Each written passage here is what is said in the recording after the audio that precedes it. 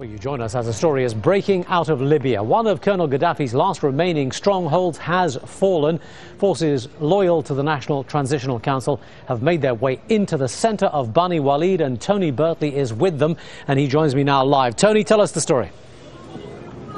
Yes, so very much in the centre of Bani Walid. They've came through here just over an hour ago. They're saying that this is almost a complete liberation of the town.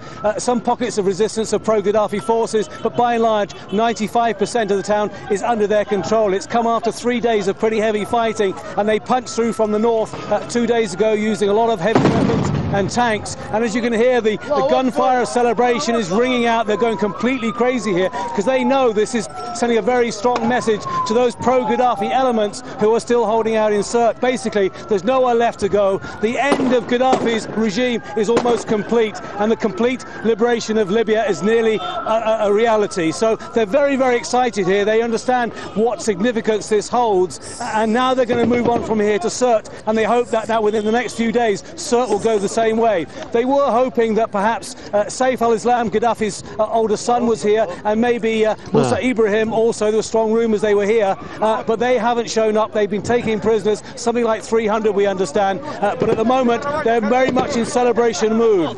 Tony, just tell us a bit more about the prisoners. I mean, have they captured all those remaining pro-Gaddafi loyalists, or have some fled?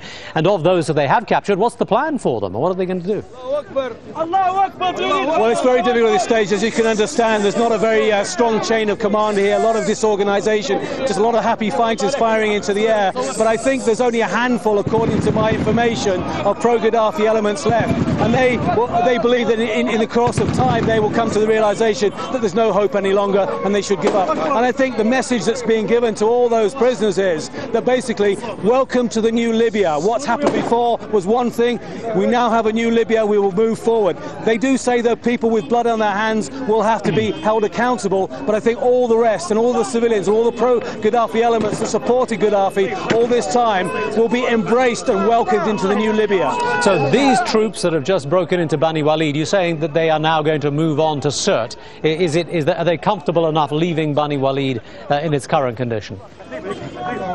Well, you literally have thousands of fighters here, and we've been with some of the groups as they've been mopping up, checking building by building. This, you have to remember, this is a very strong Gaddafi stronghold, and there's still elements of Gaddafi supporters in the area. We've seen lots of discarded uniforms, lots of discarded weapons, so they're still out there. The question is, will they try and do something? There's a fear that maybe they may try and sort of fire individually, they may try and cause some action, but by and large, the overwhelming mass of Gaddafi support here is just ebbed away. It's disappeared without trace, and therefore we only left these hardcore diehards who are still putting up some kind of resistance.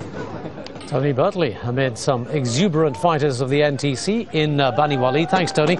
We'll check in with you later for the latest progress there.